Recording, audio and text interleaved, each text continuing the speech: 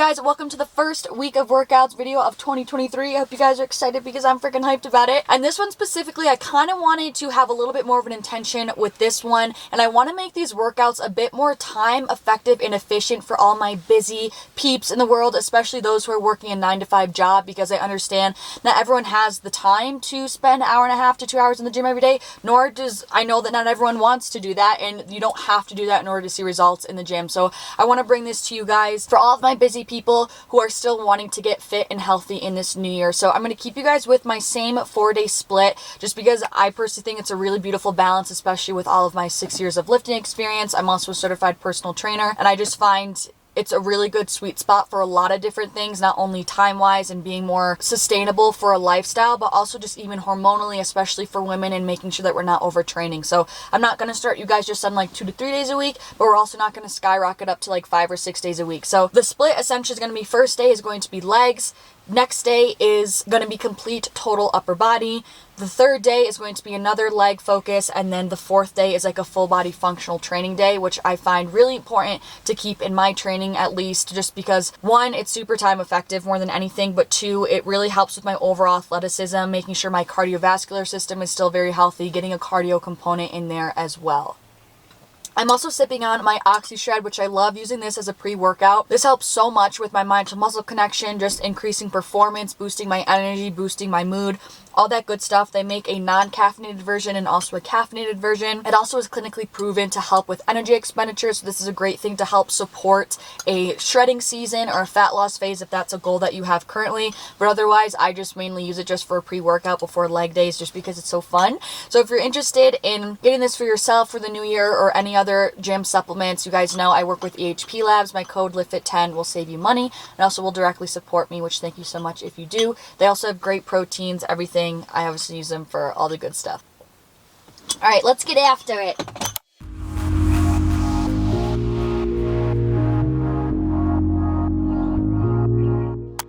Alright, ladders, getting into the first workout of the week, starting off strong with legs, as we always do. I'm doing my normal little warm-up session here, aka I'm cracking my back. Okay, spoiler alert, there, I said it. But this also really has helped a lot with my spine mobility, if I do must say so myself. Then I like to flip over and stretch kind of all my front shoulder joint area. This feels so insanely good. Now, when you're warming up before a lift, you want to make sure that you're incorporating dynamic movements, and all that means is that you're taking your muscles through movement in order to stretch them to prep them for movement. Novel concept. So I'm starting off with like a deep frogger squat. If you guys are regular on my channel, I do this every single time. And then I go up to kind of a toe grab to stretch out that back of your leg, like your hamstring, and then I do some low lateral lunges. This feels amazing for opening up my hips and just my groin area. It feels really freaking good. My intention with a lot of these movements is to open up my hips and also to help with ankle mobility as well, and it truly has done wonders for my mobility. So then from there, I did 90-90 rotations. I've also heard them called windshield wipers. This is also a really great hip opener and for hip mobility as well. I try to keep my heels relatively planted into the ground throughout the whole time. And then this has been my new favorite mobility stretch for a while now. It is called the world's greatest stretch, and it's such a good all-around full body stretch. So basically you're going to bring your elbow down to the floor with whatever leg that you have up by that hand for a deep runner's lunge. Drop that elbow and then rotate up and bring that hand up towards the sky, and then you're going to rock back onto that front leg's heel to stretch the back of your leg as well. This just hits everything. For our first exercise of the workout, I decided to opt for a hack squat because I felt like this was a little bit more time effective and efficient than like having to set up the whole back squat situation. So here we're doing 4 sets of 12, 10, 8, 6. I also specifically chose kind of like a pyramid set here as well, so that we don't need to go through like 12 reps for every single set. It's a little bit quicker, but keep in mind we are going to be adding on weight in between sets to be able to opt for a lower rep range here. So of course I'm starting off with some warm-up sets. glutes. Since this is a machine, there already is like a guided range of motion here. So what's most important is going to be your foot placement. So as you can tell, my feet are decently high up on that foot pad to the point where my heels are stacked right underneath my knee for the most part. And so that also when I'm down at the bottom of the movement, my shins are pretty vertical and there should be about a 90-degree angle in your knee. You're going to be hearing me say this a lot for our leg day exercises to really make sure that we're hitting the glutes. This is going to help us be able to shift our weight onto our heels, really be able to drive up through our heels to push up out of the movement to really feel it mostly in our glutes. I'm also being careful to not have a really big arch in my low back. It honestly creates something called a posterior pelvic tilt, which means if you were to put your hands on either side of your hips and tilt it backwards, that's kind of the hip position that you want to be in throughout this whole movement. So I'm pushing my lower back into the pad, and this is going to help to prevent any back pain or any unsteady or unsturdy low back positions. You also want to make sure you're not locking out your knees at the top of the movement, and you really want to be pushing your weight here. The last like 2 to 3 reps should be super challenging. So since we just did a squatting motion to hit mostly our quads and our glutes, now we're going to be shifting to something called a hip hinging movement, which is for our posterior chain, or essentially the glutes and the hamstrings at the back of the leg. So this is a dumbbell RDL for 4 sets of 10 to 12. And the biggest thing that you want to think about is that this is not just a movement where you are bending over. This is a movement where you are hinging at your hips, and you want to be pushing your hips backwards to the back wall, and that's inevitably causing your torso to fold over. So you want to be driving those hips back as far as your mobility can allow, keeping a nice slight bend in your leg to protect your knee. You want to pretend like there's a board strapped to your back, so there's no curving or arching in my back. My neck is in line with my spine. And as I'm pushing those hips back and my torso is folding over, I'm grazing my legs with those dumbbells, almost like you're painting your legs. And again, you also want to be shifting your weight onto your heels when you push those hips back, and then drive up through your heels, squeeze your hamstrings, squeeze your glutes to drive you up out of that movement. So then from there, I went into a banded KAS bridge for 4 sets of 10 to 12. These have grown on me so much, and it's obviously so much faster than having to set up free weights for normal hip thrusts. So here, this same form applies here as to normal hip thrusts, but it's kind of a shorter range of motion is the only difference. So essentially you're going down until just before your shins want to fall inward and shift back towards you.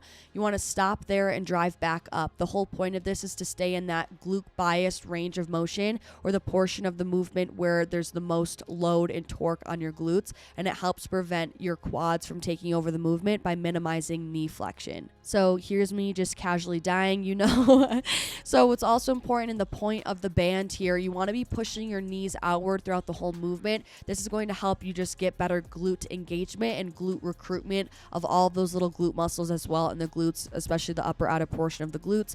My heels are really kicked in towards my bum. I find if they're any farther out, my hamstrings tend to burn out, or if they're too far in, then my quads tend to burn out. So this is kind of the sweet spot for me to really feel it in my glutes, and I'm really still focusing on a scooping motion with my hips here to really have good contractions, and I'm not letting my head fall back, okay? I'm always trying to keep my head looking forward. This exercise is the death of me, and it's not even super time effective, but it's so good, so I had to throw it in here, guys. Please, you're gonna hate me, but your glutes are gonna love me eventually. So these are Smith machine step-ups. I kept it with only 3 sets of 8 here to try to help keep it a little bit more time effective. Also a trick when you are short on time, I tend to do more weight and less reps just because it will take me a little bit less time to get through it. So I'm standing on a block here, and what's really important again is your foot placement. So I don't have my foot or the block too close into me, right? So same thing, my knee is stacked over my heel, and I have my foot positioned so that at the bottom of the movement, my shin is still remaining vertical. This is what's going to cause a really nice big stretch in your glutes, which again is what I'm always striving for, to make the exercise be a little bit more glute focused. Also, I'm having a little bit of a forward torso lean as well when I come down, and I'm really focusing on the mind to muscle connection of my glutes, and I'm focusing on driving through that front leg's heel that is on the block as opposed to pushing up with my back leg's toe. That's what's really important. Go slow here, control the raising portion of the movement and the lowering portion of the movement. Really focus on that mind to muscle connection, and that is what's going to make these freaking burn. I'm telling you, these make me so sore. These also really hit your inner thighs as well. And last but not least, I programmed a seated abduction here to hit the smaller glute muscles in our glutes and to add in some lateral work. I love doing this, because you're doing both legs at once. And then also, as you can see, I added in a drop set here. So that's also more time effective as well, because you don't need to wait for that rest time here. So I basically picked 5 different weights and I did about 12 to 15 reps at each weight range, and then I would go straight into the lower weight and keep continuing until I went through all 5 weights that I picked out, starting at the heaviest weight, working my way down to my lowest weight here. Now, I personally find I feel this best when I have my feet on the outer ring, as you can see, like it's not on the one that's closest to me, and I also have it on the outer portion of the footpad, and I try to visualize my legs as kind of like sweeping out in a U form by squeezing the upper outer portion of my glute, and that's what tends to help me feel it the best.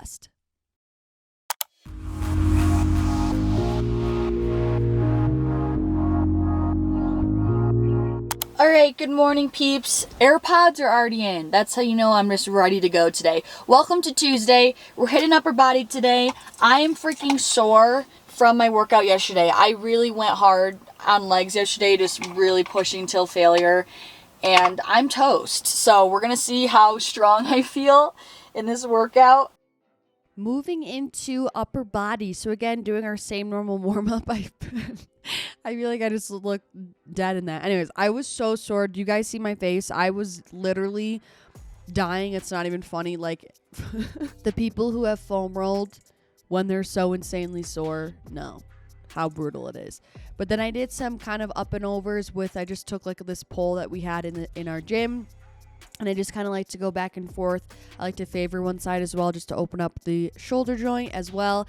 And then to get my heart rate up and to get warm, because it is freezing here in Utah, I did a little jump roping session for about like a song or two. It's honestly so freaking fun. This is your sign to start jump roping. I literally always feel like I'm dancing, and it makes me laugh and smile when I'm doing it, and it's just really fun. It's either that or I feel like a pro boxer. There's like truly no in between.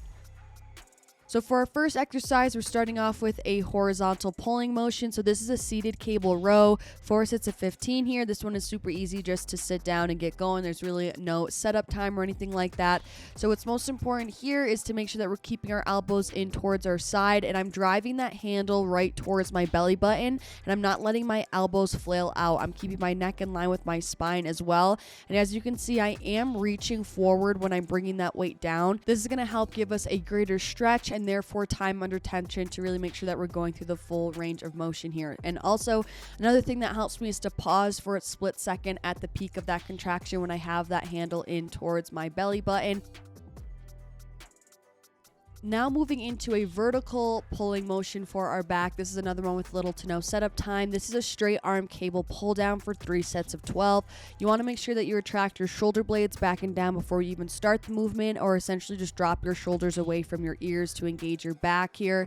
I have a nice slight forward lean, so there's kind of like a C shape with my body, and all I'm doing is driving my palms down to the front of my thighs, if you will. I'm keeping a slight bend in my arm to protect my elbows, and I'm stopping for a nice little squeeze when I bring that bar down to the front of my thighs. Then from there, I went into a little superset because, again, hashtag time effective. So I'm doing a dumbbell bench press for 3 sets of 15. I find this is just quicker to grab a pair of dumbbells here. Now, I am not coming down at a T with the dumbbells, like at a 90-degree angle from my sides. I'm coming down at a 45-degree angle from my side. So this is going to help protect our shoulder joint here. So the dumbbells are also at a slight 45-degree angle as well. My heels are really planted into the ground. I again drop my shoulders away from my ears to engage the proper muscles and also create a very stable, sturdy foundation for us to be able to really press those weights up towards the sky. And of course, always keep that core nice and tight. So like I said, it's a superset. So with that, I then grabbed a preloaded barbell since we're already at a bench, and I did Skullcrushers for 3 sets of 15. Same base here, right? My heels are pressed into the ground. My shoulders are dropped away from my ears to create that really stable foundation, like I said. And now what's most important here is to pretend like there is a rod running through your elbows. So there should be little to no movement for the most part in your upper arm. All the movement here should be in your forearms by essentially driving your palms up to the sky at your elbow joint to then squeeze your triceps, right? So this is a one joint movement. It's an isolated movement for our triceps here. And in case you're unfamiliar what a superset means, it essentially just means you're going to be performing both of those movements back to back and then resting and then completing that 2 more times for a total of 3 sets. So it's a little bit more time effective because you're not resting in between every single solitary set. So then from there, I went to another superset. This is an upright row with that same preloaded barbell for 3 sets of 15. This is hitting the tops of our shoulders here. So all you're essentially doing is grazing the front of your body, leading with your elbows up towards the sky to bring that barbell up towards your chest, and you want to stop when your upper arms are about parallel with the ground. So then from there, I went straight into a bicep curl for 3 sets of 15, similar to those Skullcrushers. Pretend like there is a rod running through your elbows, right? So my elbows aren't flailing out to the side. My upper arms are pretty stationary. The only movement here is in my forearms at the elbow joint to bring those forearms up by contracting your bicep here. You want to try to eliminate momentum as well, so you want to try to not really swing your body as well to really isolate your bicep muscle and get the most out of the contraction. And don't ask me why I finished with this, because this was definitely not on brand for me, but this is a kneeling face pull for 3 sets of 15. This is going to hit our upper back and also our rear delts, or the muscles at the back of our shoulders. I definitely would have liked to do this like before that previous superset. I don't really know why I threw it in at the end, but nevertheless, basically I'm sitting on one knee here. I have the cable up above me, so it's kind of like a high to low diagonal movement pattern here, and I'm essentially leading with my elbows, trying to hit the back wall with my elbows. I again drop my shoulders away from my ears to engage all the proper muscles and not have to forcefully rely on my lats here. And I'm stopping for a nanosecond to really hone in on that contraction at the top of the move.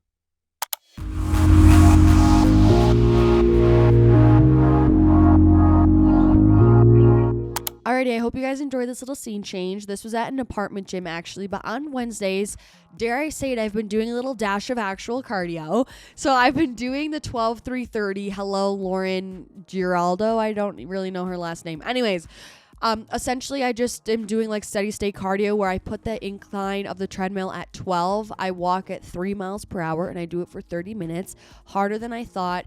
Finally gets me a little bit warm and sweaty, which is great in this dry Utah air. But I'm telling you guys, it's obviously I love walking for my mental health, but this has also helped me so much with not feeling so fluffy in the winter, especially because I really haven't had a step goal at all.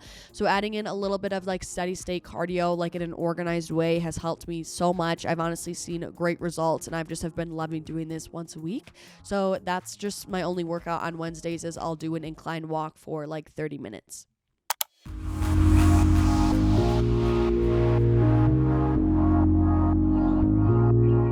Okay, I'm clearly having such an awful hair day today when I'm doing like just the ballerina bun. It's like usually when I just don't even care to try anymore, and so I'm just gonna look a little bit bald today, but it's fine. Anyways, we're hitting legs yet again. We're back to square one here. Personally, my favorite day of the week, if I do say so myself. You're gonna notice I'm gonna be sticking with the similar structure here again with the intention to hit all these major movement patterns, but I'm gonna be doing slight different variations to keep things interesting, to change things up while still being effective. You guys are actually crazy if you think that I wasn't going to have us do traditional hip thrusts, at least during one of these workouts for the week, right? So here I'm doing normal hip thrusts for 4 sets of 10 here. I'm still doing it on the hip thrust machine to save time, because we all know how long it could take to set up the barbell, even though I'm team barbell. We're time effective. This week. Anyways, so this is a normal hip thrust. So again, all the same form tips applies as the KAS Bridges. However, now I'm going deeper and further range of motion. So as you can see, I have a little bit more knee flexion, right? There's more movement in my shins, as you can tell. I'm going as far low, I guess, as the machine allows me to do so. I'm driving up through my heels, scooping up with my hips. I'm constantly keeping my head looking forward and really squeezing with my glutes here. I have my heels about stacked underneath my knee to really optimize my glute recruitment as well. We don't have a band on here, but I'm still wanting to be pushing my knees out throughout the whole movement, and you should be feeling your bum be on fire during this one. This will get you.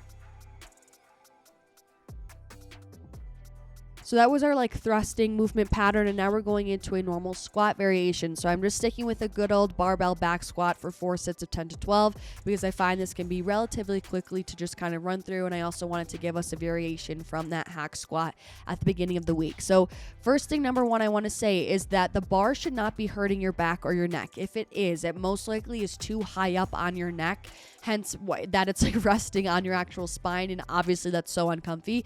So you want to move the bar a little bit downward so that it should be resting right on the top of your traps. Okay, so that's point number one. Cue number two is to pretend like you were sitting back and down into a chair, right? So my chest is nice and up and open, my core is nice and tight, and I'm dropping my hips back and down like I'm sitting into a chair. With that, I'm still keeping my chest upright, relatively vertical for the most part. My feet are about shoulder width apart, however, they are tilted at about a 45-degree angle. I find it's just more comfortable for me, and I'm also constantly pushing my knees outward throughout the whole entire squat, right? And then I'm driving up through my feet, primarily through my heels, squeezing my glutes to get me up out of that squat. Another thing is I'm not thrusting my hips forward, right, to like squeeze my glutes in an aggressive way. You want to drive up, still tense the glutes, right, but my pelvis is still in a neutral position. So I'm not driving my hips forward. That causes a lot of stress on your lower back, and it's a really big common misconception. You don't need to squeeze your glutes and thrust them forward to like make this effective. All you want to do is make sure that you're still squeezing and tensing your glutes at the top. Then I wanted to think of something that was also relatively quickly to set up, but would hit our posterior chain of our glutes and our hamstrings. So this is a glute cable pull through. We're doing 4 sets of 15 here. Essentially very similar movement pattern to like an RDL. Like I said, this is a hip hinging movement. So same thing as I told you before, you're essentially going to be pushing your hips backwards, which is causing your upper body to fold over, right? We're not just bending over, because the whole point here is to create a stretch in your hamstrings, in your glutes. That's what creates the difficulty, and we do that by pushing our hips backwards. So again, I'm pretending like there's a board strapped to my back, my neck is in line with my spine, I'm using just a normal handle attachment, and as I'm pushing my hips back, I have a nice slight bend in my leg to make this a little bit more glute bias and also to protect my knees. The more bend you have in your leg, the more glute bias it's going to be, as opposed to the straighter your leg is, the more hamstring bias it's going to be. And again, I'm constantly driving up through my heels, my toes are nice and light, and I'm squeezing my glutes at the top of the movement. Again, I'm still creating almost like a posterior pelvic tilt here, like there's no arch in my low back when I'm coming and squeezing. I'm still scooping my hips underneath and really honing in on that glute contraction. And for our fourth and final exercise, I know we're only doing 4 exercises today because we're keeping it efficient. So I love doing lateral lunges because this also gets like kind of our unilateral work in while also our lateral work in and hitting those glute medius and minimus muscles. So here we're only doing sets of 10, and I essentially am just taking a preloaded barbell and I'm stepping out to the side. My foot is angled at a 45-degree angle. It's kind of almost if you're going to be in a sumo stance, right? But you're only doing like a one leg squat, I guess, if you will, or lunge to the side. So that's kind of my position. I have a really big wide stance here, and I'm just shifting my weight to whatever side I'm working at the time, really shifting my weight to the upper outer portion of the glute and then driving up through the outer portion of my heel by squeezing the upper outer portion of my glute. I'm keeping my neck in line with my spine. My core is really tight, and I'm telling you, this is a sleeper exercise. It really hits your quads, your inner thigh, but also primarily your glutes.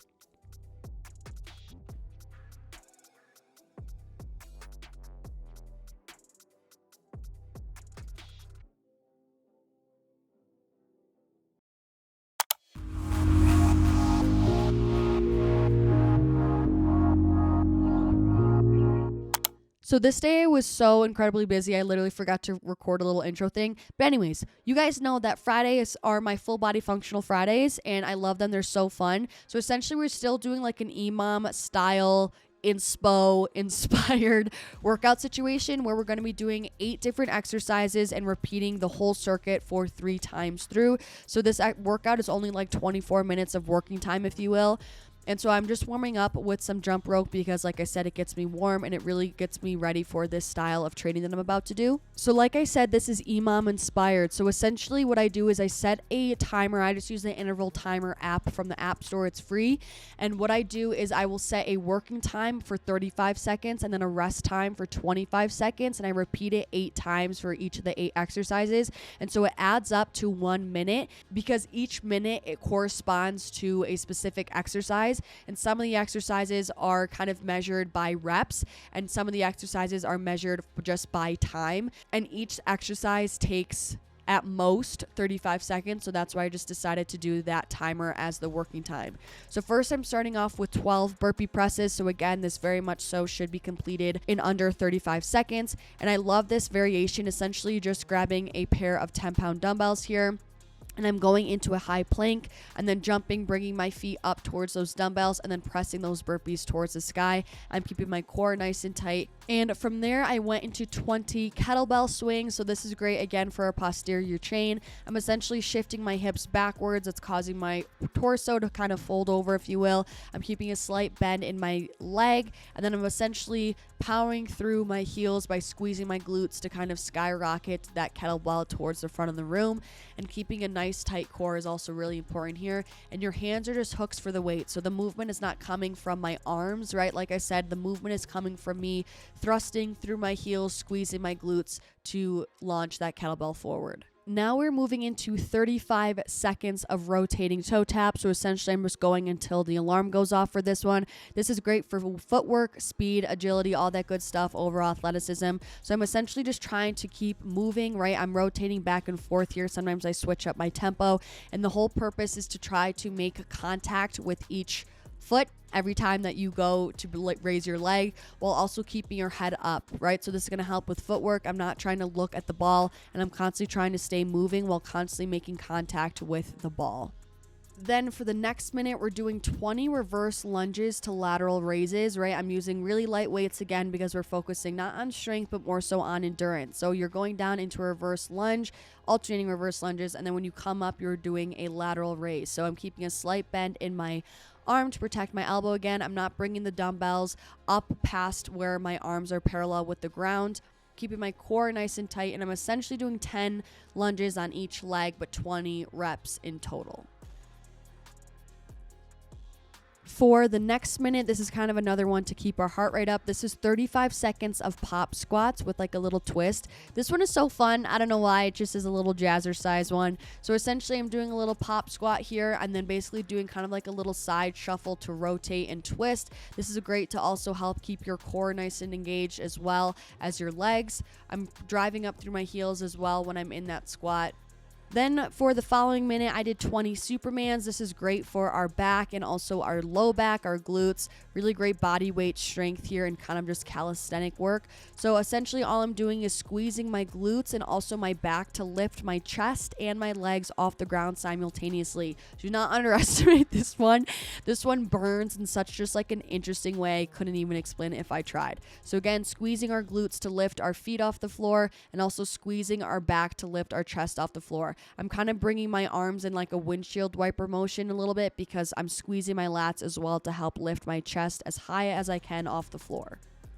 So then we're moving into about 20 seconds on each side of a high side plank crunch. I'm freaking obsessed with these because they're so fun and they don't only work ab strength but also balance and stability, and it's just so freaking good. So essentially I'm in a really high plank and then I'm just bringing my top leg to my top arm's elbow in a little crunching form, and I'm also really mindful to not let my hips sag, right? So I'm trying to stay in a really straight line even when I'm bringing my knee to my elbow. This works so many little muscles, and I think it also helps me stay stable when I keep my wrist right below my shoulder. That's also really important to stay in alignment there. And then to finish off, I of course wanted to do some ab work, and this was kind of Pilates inspired, but I essentially did 10 raised leg lifts to 10 bicycles to 10 more raised leg lifts to 10 more bicycles. So it's like 40 reps of ab movements in this last minute here. So again, I'm doing 10 raised leg lifts, alternating to 10 bicycles, back to the 10 raised leg lifts, and then finishing off with 10 more bicycles. So that was one whole round of that circuit, and then you're going to repeat that 2 more times for a total of 3 sets through.